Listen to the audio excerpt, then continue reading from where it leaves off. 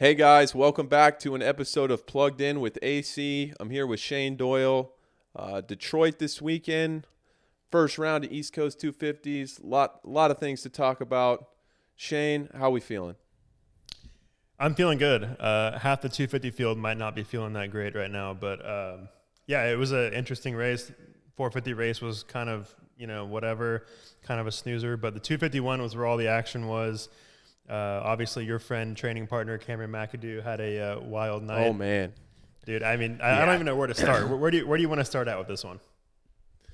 I think Carno might have some footage for his OnlyFans, dude. Carno, guy's a legend. But, yeah, I don't even know where to start. I think we have to go straight into the Cameron McAdoo situation. So if you've been under a rock for the past week, my friend and training partner, the number 63, right? 63 or 64. He's been both of those numbers, so I get him confused. 63. Anyway, 63. Monster Energy Pro Circuit Kawasaki's Cameron McAdoo ripped his shorts and had his business hanging out the front for the entire main event. Hold on. How did you find out about this? How did you find out about it? I think I'm surprised I didn't see it on the broadcast after seeing the photos. Like, dude, it was out there, but I actually think I heard about it from Nick first, my trainer Nick. Dude, so the way that we found out about it, I wasn't there. We have a group chat with our photographers, right? And they're like, dude, you're not going to believe this. McAdoo's like whole deal was out. And then they proceed to send a picture. Like everybody just saw the back picture, right? Of like his nuts hanging out. Yeah, they sent us the front picture. It was all out. Has that ever happened to you? No, it's never happened to me. I think a few racers will tell you I have hit the ground so hard that I pooped my pants. That's happened to me a few times. But no, I've never. I just think, it's a 1 in a billion chance. Think about how perfect everything has to go in order for you to rip your pants in that particular area. It's not like a weak spot of the pants either. It's, it's not like it's super mesh or, I just couldn't believe, and to all people for it to happen to Dude, Cameron. I told him, I told Nick, we were at the gym the other day, and I'm like, man, he's going to have to win at least 4 races over the next 8 rounds or whatever for him to be remembered more for his performance this season than, was the year that Cameron was riding with his dick out. Dude, okay, hold on. What do you do in that situation? Because I was thinking about this. I was like, if you're already in the back of the field, it's out. Do you like try and like move your underwear over to where it's not sticking out, or do you just leave it and run it? Like what would you do? So I was told, him and Hammerker's bikes were locked together there in the first turn for a while. And I think somebody had footage and I didn't see it, right? This is not something I'm like, hey, everybody send me the McAdoo pictures. You know what I mean? It's just crazy. Like the whole deal is just crazy. But I guess he was trying to like tuck it in before he got up and it just wasn't happening. It just kept coming out. And I think he got 15th, which is like 7 or 8 points. So it will make a big difference in the long run if he's in it for a title, So I feel like you have to stay out there, but yeah, I guess I can barely even talk about this, but I guess you have to stay out, dude. But that is the worst case scenario. I'd rather my ass be hanging out times 1,000. I might rather just lose my helmet, like my entire helmet. But it's probably something we'll never see again, but wild. McAdoo, he already has a legendary career after his, I think Atlanta was at 21 or 22. Yeah, 21. Yeah, after him grenading himself over the over under bridge there and getting up and getting a podium that night, and this, it's like that guy's built different. Absolutely. So what did you think about that start? Like the start that caused it? It's really tight left-hand turn. It's not something you see every weekend, but what are your thoughts on the issue that caused it? Yeah, I think it's easy to see those left-handed 90-degree turns off the start. Really, any 90, right or left, they hardly ever work out. There's normally a few guys that end up on the concrete at least. But it's one of those things where, especially somewhere like Ford Field in Detroit, it has such a small stadium floor. I feel for the track crew because they're just trying to do something different. There's only so much they can work with there. So I don't want to just bash them for making that. But I was really surprised the race wasn't red flagged. I imagine that has something to do with it being live on NBC. But yeah, a lot of those guys, I mean, they straight up went around Hammaker and McAdoo. They were laying right in the middle of the track. And shout out to Evan Ferry, man. He really headbutted that wall there. He was down. Vial was down. I was really waiting for a red flag because happy for Forkner, obviously, after everything he's been through, but it definitely made the race lack a little bit of the kind of the first round excitement. Did you think they were going to red flag it? Yeah, I kind of thought they did, especially like you said, Evan Ferry was probably got the worst of that situation. I mean, he ran straight into the, I would assume, concrete wall behind that banner. Yeah, I was surprised when they came around for the second lap and they were still laying there, obviously. But I mean, dude, I think even if they would have red flagged it, Deegan wasn't going to get new handlebars right in between that little time frame. So I don't know if it would have changed a whole lot of stuff. Maybe McAdoo's wiener's not hanging out, but I definitely don't think it would have changed much of the outcome. I think Forkner was still probably going to be the guy because Deegan was probably the second best, right? So yeah. Yeah, Deegan looked like he was he was riding well. Like he caught Cameron there at the end, a little bit of the heat race, and it looked like he still had some speed despite his, I think they said he had a sprained wrist. Like, basically looks like he's riding a little bit sore, just a little bit cautious. If he gets back up to full pace in these next couple of weeks, I don't think you can write him or Cameron out of the championship yet. I think it's 8 rounds to go, and then you have the East-West shootouts too, which can really shake things up. And most of the time, there's some type of DNF or a bad race for the top guy on both coasts. So yeah, we'll see. Not too worried about that. I'm glad they were able to get some points, but man, I am so stoked for Austin, man. That was awesome to see. Same. Yeah, I mean, you can't really find a more deserving person than 250 class right now. I mean, he's been through hell and back. I think we were talking before we started recording this. You guys have kind of been through some similar situations, and you definitely have to know what it feels like to get that weight lifted off your shoulders. Absolutely. I think, to a degree, he was really hyped coming out of amateurs, and for good reason. He's always had so much speed and so much talent, and just his bike skill in general. I think I've always not been jealous, but just admired how, like, you see him at some of our photo shoots, and like some of the stuff he does, like these knack whips, and just you could just tell he's special on a dirt bike, right? But as we all find out sooner or later, it takes a lot more than just speed to get the job done. You need the entire package, and it's different. It's all I've ever known in terms of kind of the weight you carry as being quote unquote prodigy or whatever out of amateurs, but he strikes me as someone that was kind of, when you're a kid, you're a bit unaware of it, right? Like, it's just, it's all and you don't think about it too much. You just, try to do the best you can. But kind of as the injuries can stack up, and obviously he's had a lot of wins and a lot of good results throughout his career. That's why so many people still believe in him. It's why he's still in the position he's in. But that pressure can start to weigh on you big time, and it can lead to a lot of dark days. I think the most basic way I can put it is, your whole life is a bunch of people telling you how awesome you are. Like, that's it pretty much. And you that feels good, and you start to crave more of that and more and that and more of that. And, by the time you're 22, 23 years old, you don't realize it, but you've trained yourself to need that feedback from people to be okay with yourself.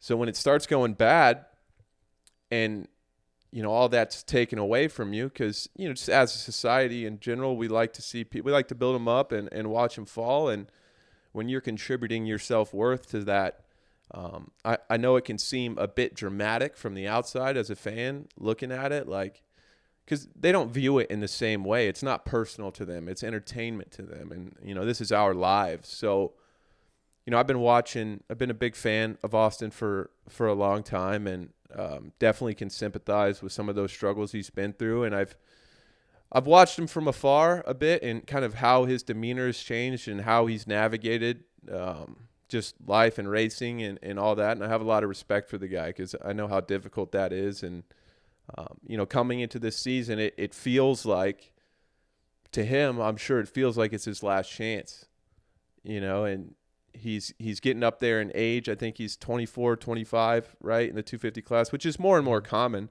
now.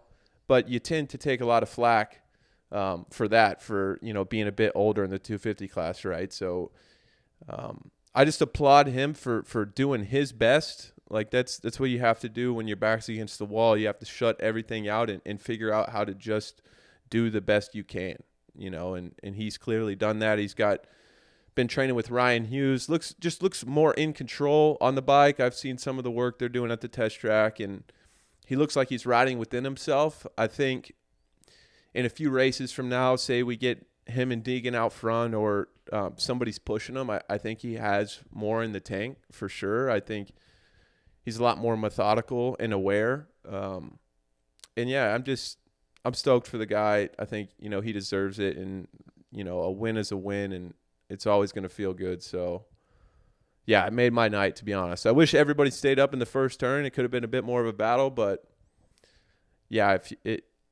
to me, if you can't root for a story like that, it's like the prodigy turned into an underdog, and now he's building his way back up. I think that's super cool.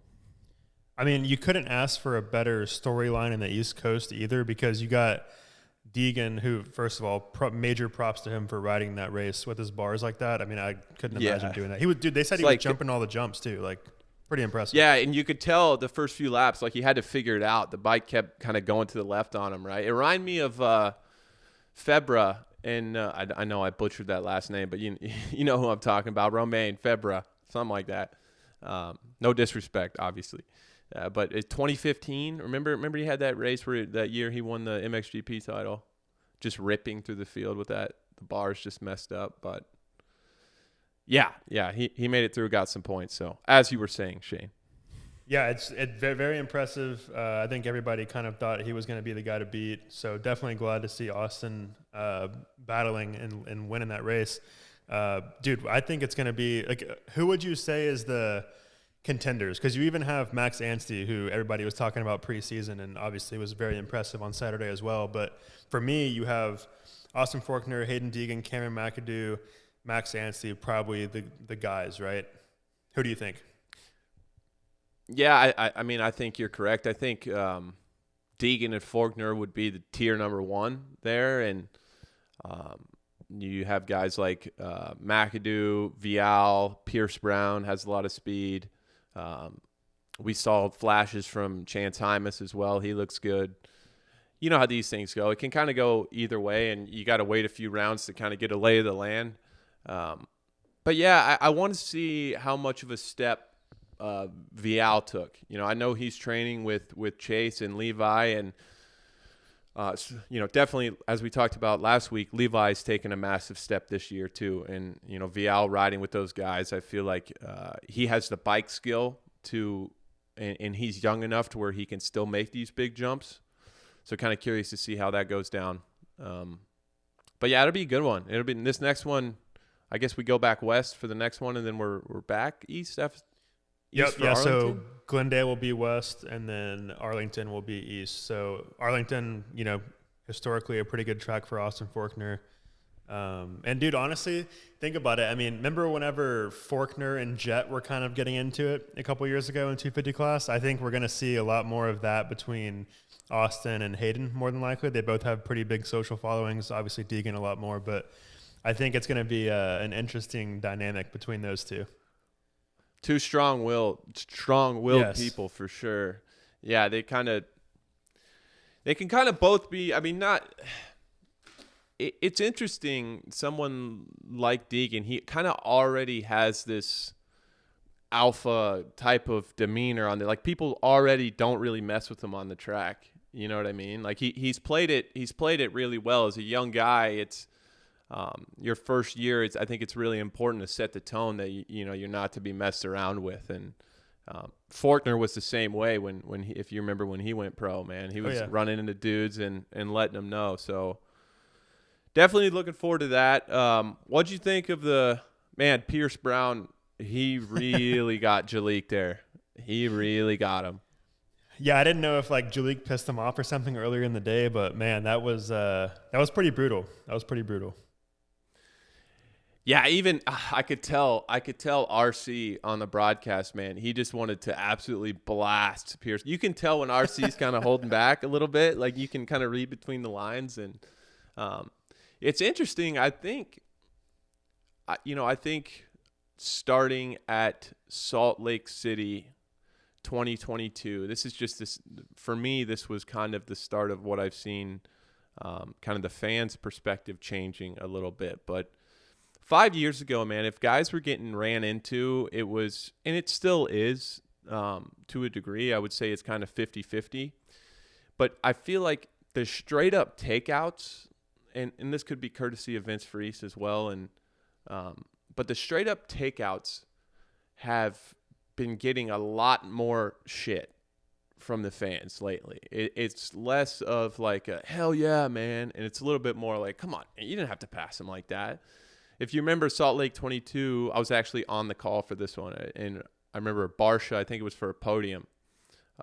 Barsha cleaned out Mookie. He got him really good. Like, got him really good. And I feel like since then, we've kind of been gaining momentum as a fan base to say, we don't really think that's super acceptable, right? My general rule of thumb is unless it's for a win in the last turn, and I'm still a little bit iffy on it morally, but you just can't T-bone dudes.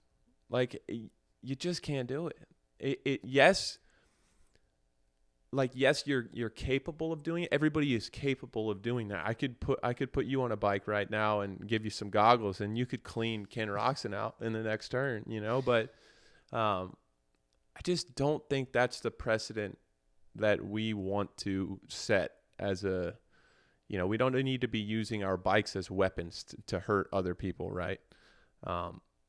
So I think those guys are friends too, right? I'm pretty sure they're friends. Are they? I have no idea. I'm pretty sure, yeah.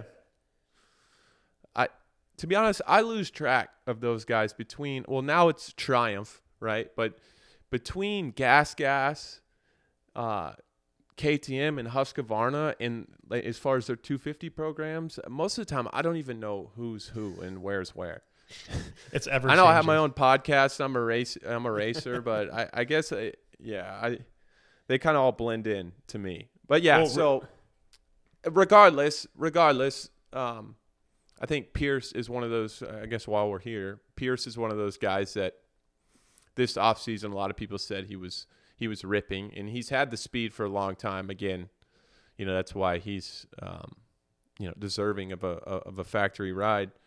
I'm interested to see if he can kind of get a win. I think he's one of those guys, if he does make one happen and get to the finish line and win one and starts to believe he can do it, I think he could unlock a different level. I think he could rip off a couple of them. And, yeah, hope Jalik's okay. I think he managed the 6th in the main.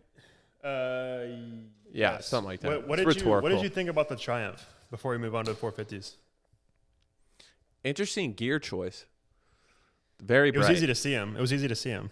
Yeah, they were definitely trying to make a statement, which I guess is great marketing. Yeah, I mean, I guess they had a pretty loud, quiet night with Evan kind of hitting the wall there, and Jalik getting cleaned out in the heat race. He came back and rode well.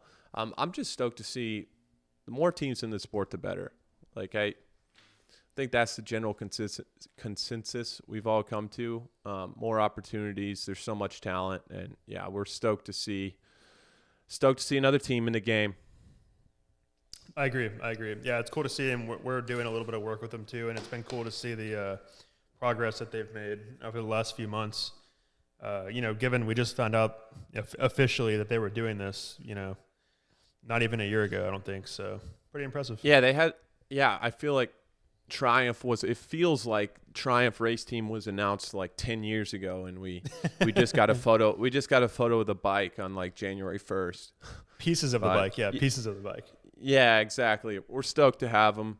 Congratulations to them. I guess we should move on to 450s.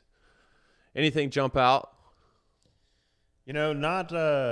Nothing crazy, but I will say, although Jett's the one that won, I do think a lot of people are saying, Chase doesn't have the same speed anymore on the KTM. But dude, he's been consistent. Like, you got to admit, like, you're not seeing these big crashes. I don't think it's so much not having the speed. I think he's probably riding a lot smarter. And I think DeCoster and that group is probably telling him, hey, you don't have to go out there and kill yourself every weekend. Like, just ride it in when you don't have it. Like, so that was kind of my takeaway. Obviously, super impressive ride from Jett, but I think the battle with those 3 or 4 guys are going to be really good throughout the year.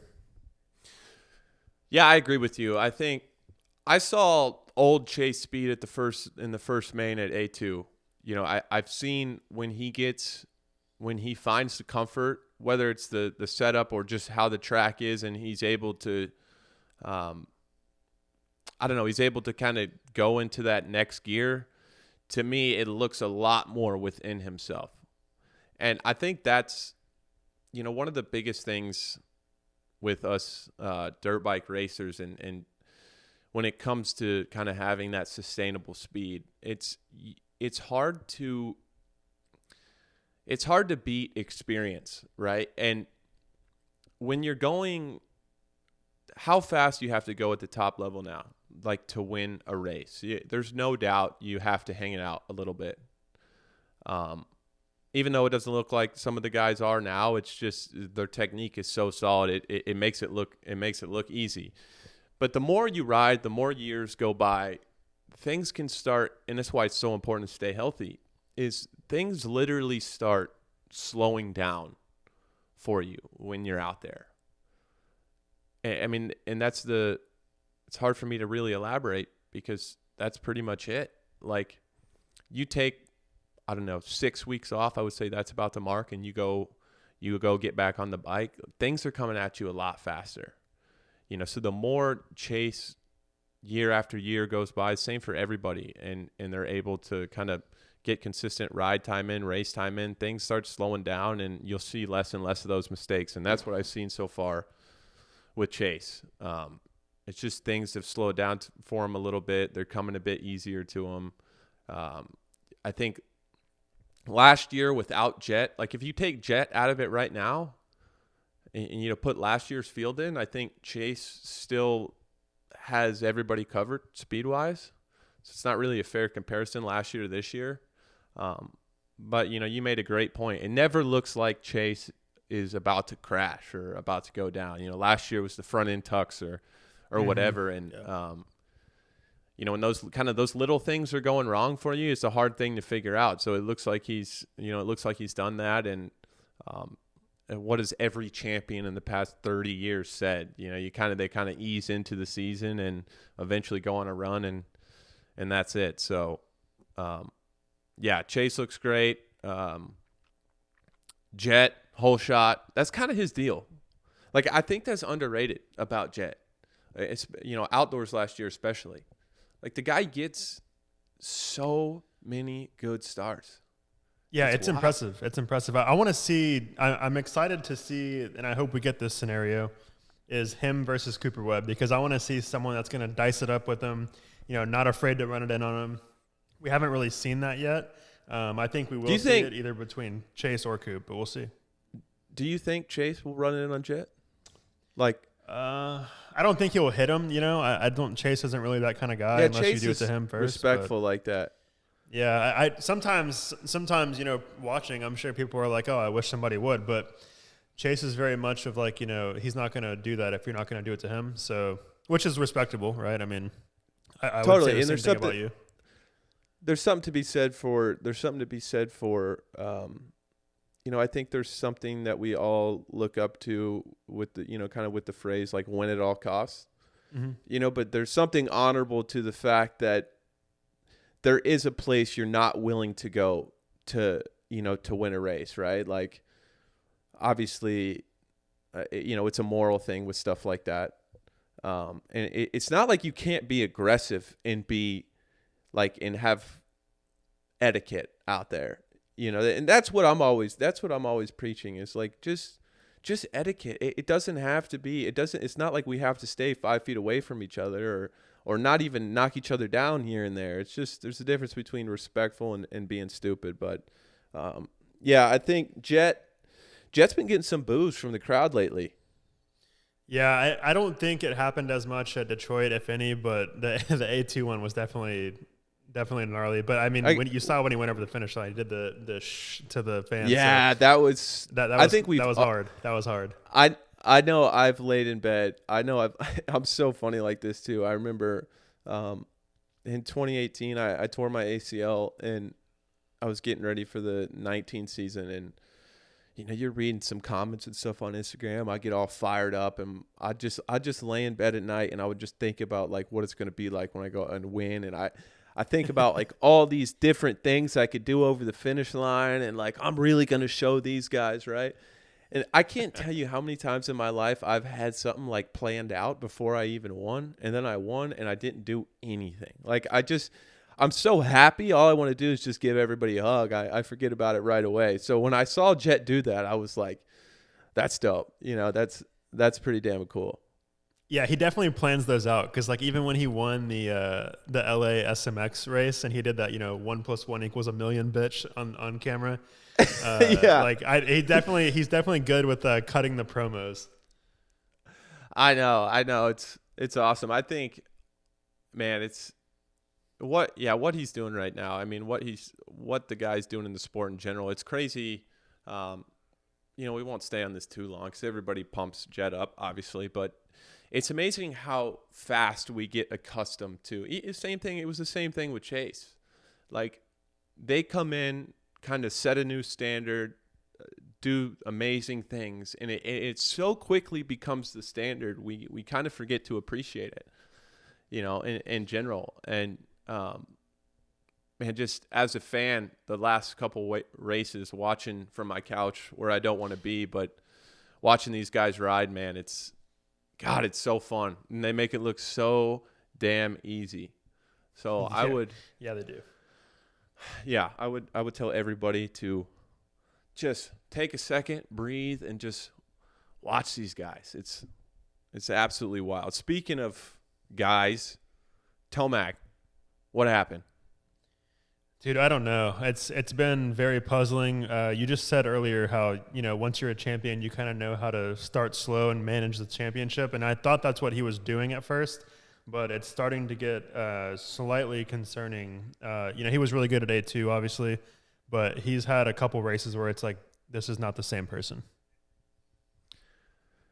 I'm a big Tomac guy. He probably said a total of 10 words to me in the 2 years that we were teammates, but never disrespectful. Like, so I'm not saying like we're friends. That's why I like the way the guy has gone about his entire career. I think it's very thoughtful. I know if you know the sport kind of in and out, and behind the scenes and kind of all the little politics and everything it requires, their whole operation has been so thoughtful from day one. And John Tomac, man, that guy is very, very intelligent, and they followed that program. And I'm a fan of the program. But I did hear there is some murmurs going around that he had some shock issues this past weekend, and that's what it was. I'm not sure if that means he just missed a setup and he wasn't comfortable, Because I remember last year, Indianapolis Supercross, the one that Ken won last year, that race in particular, it was just he didn't feel comfortable. He backed it down. He got like 9th, right? But this one was a little bit more of he went backwards in a hurry, like quickly. I was thinking maybe arm pump. But regardless, like after that race, right, I think he went out and won. Like normally his MO after kind of a weird race like this is to come out and everybody's like, man, why did I ever question Eli? So that's probably going to be us next week. Probably. I mean, not me. Look, that's you. Sorry, man. me. Yeah, exactly. So we'll see. He's 16 points down. 16 points down. At what point do you let's say he doesn't get a win. Let's say he has another average weekend this weekend. When is too late to really make a push? I don't think it is too late, man. I feel like you always, I guess before last year's or whatever, you kind of know how many races the guy who wins the championship is going to win. Normally it's on a low year, it's like 5, high years like 10, something like that. Between 5 and 10 races, I'd say. So I feel like somebody could win the championship with 3 race wins this year. I could be crazy, and obviously depends on injuries and stuff like that. But I don't think it's like we know the guy's going to win Daytona. We basically shouldn't even race. We should all just go around and do like a wave to the crowd on the concrete and just let Tomac burn some heaters. But yeah, I think I'm on the Tomac train until it's very obvious that it's it's off the tracks, and then we can all just enjoy it while he's here, and I feel like he's at that point now where, say he could win on a really, really good day for him, but average finish is between 3 and 6. I mean, I don't think anybody's going to be super bummed on him, right? I mean, the guy has over 50 race wins and tons of championships and stuff, so he's pretty much solid where he's at. I'm staring at my phone right now, on my notes on my phone, and the note says, Plessinger and Jett wheeling shit. And what I mean by that, if you guys want to go back right now to Anaheim 2, if you guys remember, it's a double finish line, 90-degree left turn. And was that a triple or a double? I think it was a triple. Triple, yeah. Anyway, triple. It's another triple, and then 90-degree left. And it was a on-off. Guys were either going on-off or over 3 or something. Jett is legitimately wheeling the takeoff of some of these jumps. Plessinger, same thing. I've never seen anything like it in my life. I was just talking about it with Nick in the gym yesterday, and it's like, it's almost like they're setting up for the whoops with no starter whoop. Some of these guys, I saw Plessinger this week in the rhythm after the start. I think he missed I think it was like a 2-3. He missed the 3 and had to double. And, yeah, I guess we're just wheeling and takeoffs now. So I didn't really have any context to put this in, but I just wanted to point that out. I want you guys to watch for, and I believe Tomac does it sometimes, and I think Webb does it sometimes as well. Are we talking like Mad Skills MX wheeling, like over the top of it? No, so they're putting their front end on the top of the face. So they're able to, because typically a double off a standard 3-footer, you kind of have to slow down a fair bit to do that. And they've figured out a way to not slow down when doubling. I don't know. I feel like I'm pretty good on a dirt bike, but especially with how ruddy it was this weekend, man, I don't know. I think I'm out. Does that make me old? Like, I don't think I'm doing that. I think I'd rather just try to boost the triple, even if I think I don't have it. It's the next step in riding style.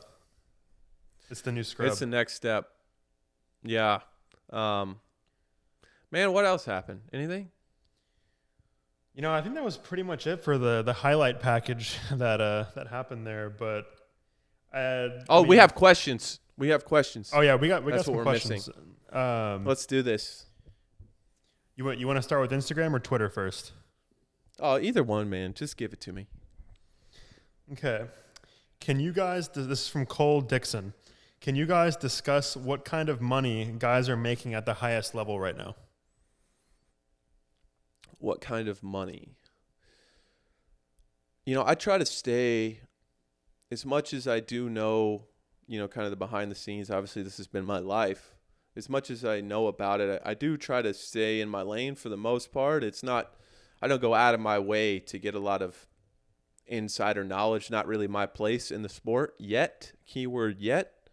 But I think generally, there's normally like the top 2 or 3 guys, salary wise per year, are making somewhere between 2 and 2.5 million. I know a race win typically somewhere between 100 and 150 grand. Championship used to be $1 million, but in the past, really since Kenny signed his Honda contract, that's been 1.5, I believe, for most of the guys out there. Obviously, I am not speaking about my own contract in any way, shape, or form, so don't anybody out there quote me or get me in trouble in any way. Do you think that's a huge difference from like the McGrath era? Like, do you think it was more then or more now, post 2008? I'm not sure. I feel like everybody, what I've heard, it makes it seem like it was more then. Same. That's what I keep hearing too. But I don't. It sounds like a lot to me now. I do know that when Carmichael signed for Suzuki, and he's talked about this. He's talked about this before. But I think he signed a deal basically that paid him $5 million annually, but it was like a no bonus deal, right? Wow. It was no bonuses, but and so that's 2000, and he signed in 2004, I believe. Yeah. But yeah, I would say around 2.5 for the top guys. Yeah, but you can really, I've heard of Stu back in the day making over 10 million in a year with bonuses and things like that. There's all sorts of, some guys have clauses in their contract where if they hit a certain number of race wins, it'll go up. Your salary will go up for the next year. 250 guys making $5,000 a heat race. 450 guys make 10. Man, what else? What else have I got? Fastest qualifier. You get paid for fastest qualifier? Some guys do. Yeah, some guys do. How much? Like 1,500, 2,500. Oh, that's nice. Nice little. Something like, yeah. I mean, that's absolutely like that's groceries for a few weeks there. So, yeah, I think the top guy, like if you have guys winning, like some of those years, Dungy went on a run, Villeparo went on a run. I think those guys are clearing 10 mil, and I think in that area, it's obviously it depends on how your stuff is structured, how much you bet on yourself, etc. But it does another drop piece off. of that.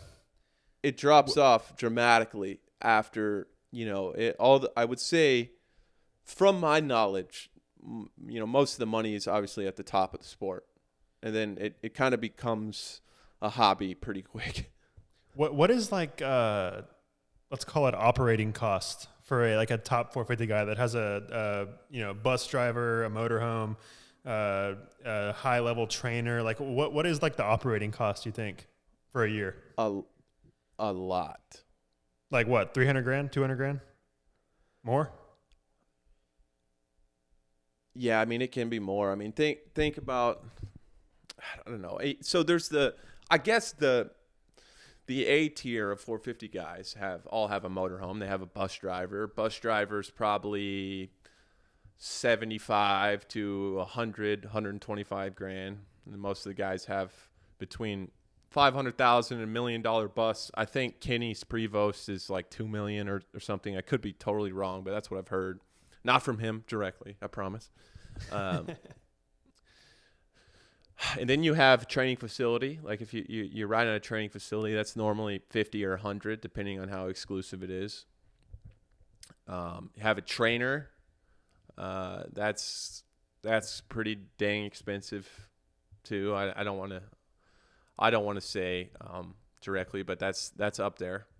And then you have, like in my case, for example, right, or really any dirt biker ever, like the injuries are a part of the game, and of course, I would think all of us have health insurance at this point, right? But we're on our own for everything medical. Like if you tear your ACL and knock yourself out, put yourself into a coma for 2 weeks, right? It's like, your team is like, call us when you're ready, basically. That's all of that stuff. All of that stuff is on you. So that's why, Road to Recovery's done great work there. But, that's why you see so many like GoFundMe's and stuff like that, even for pro guys sometimes. It's that stuff can get really, really expensive. But yeah, it definitely takes a lot to get a lot. I will say that. Time, effort, money. It's the more you make, the bigger your payroll is for the most part. So you gotta be smart with it. All right, our next one is from DSlade172 on Instagram. They said, "Do you think the stem cells you've been getting have helped much? Do you notice a difference?" Stem cells, so the last time I got stem cells was the week after LA SMX this past October, and I got them injected to both of my shoulders, and then into my wrist and my elbow, right? And I've noticed definitely in like less soreness in my shoulders. Obviously whatever is going on, which at this point for me, it's just nerve damage at this point. Whatever's going on with my right hand and its grip strength, I don't think we've made a whole lot of progress with that, but I definitely feel it helping in my shoulders. I'm able to, I guess, do a lot more in the gym and on the bike and everything without a whole lot of soreness. If you guys don't know, I've had basically I have 2 ladder J procedures on both of my shoulders. I got them in 2015 and 2016. So there's a lot of things that come from that, and yeah, that feels better. So nothing so far really with the right hand. I'll keep you posted. Most of the time, it's you're supposed to take 6 weeks off after you get stem cells to kind of let them sit. Basically, if you get stem cells and then you go and you do a bunch of things that cause inflammation, the stem cells attack the new inflammation instead of the injury that you're trying to get rid of, right? And our off season was about 48 hours this past year, so I didn't have the liberty. I had, I think, 2 weeks off. So, yeah, we'll see. I'm hopeful. This one's from Jones Knives on Instagram. He says, "Do you see yourself continuing to ride for fun after retirement, or will the burnout be too strong?" The burnout. These guys haven't been listening to me at all, have they? I love dirt bikes, man. Something I will say is I probably will take some time when I am done, when I am through. I probably will take some time to kind of figure out some of the places that are hurting me the most on my body, right? Like I need to give myself a proper break, and I need to get on a program basically so I can, live a long life. As I've talked about, my great grandpa is 106 years old. I've got great genetics, thankfully. So I'd like to have a very active life after I'm done. So that's kind of the first order of business is like, do I need a shoulder replacement, a knee replacement, or more stem cells here, this, that? Do I need to do yoga more? Like, that's what I'm really locked down on, because obviously want to have a family of my own, and, quality of life is very important. But yeah, I definitely will always be around the sport, and I'll always be riding. Like, I'm not sure how much, I'm not sure how serious, but regardless of the trials that come from trying to be great at something, it's like dirt bikes have given me so much, and I only have and it might be hard to believe for some people, honestly, but like from the place I'm in right now, to me, it's given me so much more than it's taken from me. And I think the only way I wouldn't ride is if, every time I saw a dirt bike, I was like bitter, like, oh, dirt bikes. I felt like I was a victim of something, and I don't feel that way at all. So I'll be around. Dude, I think whenever you do retire, like, a couple years into it, we should rent a motorhome and just go across the U.S. and hit like 8 of like the sickest tracks in America, and then just travel to all of them and just do it in like 2 weeks. I'm super down because I have another plan. I have another plan to buy a Sprinter van, build it out, everything you need. Oh, there we go. And hit all the golf courses I've wanted to play in the country. That'd be sick. Like just drive all around and play them all. So we can use the same van, and maybe if people are still wanting YouTube videos, then maybe we can make a vlog series out of it. I'm super down. There we go. That'd be sick. All right, last question. This one's on Twitter from Cannon Smith. He said, AC's top 3 outdoor tracks for the average moto dude to add to their bucket list. Top 3 outdoor tracks. I mean, I think Red Bud is probably the most iconic track. It's got the biggest name, I feel like. Personally, it's not my favorite because of how they prep it now. I remember watching videos back in the day. It was a lot different then, but they rip Red Bud so deep now. The lines are super janky.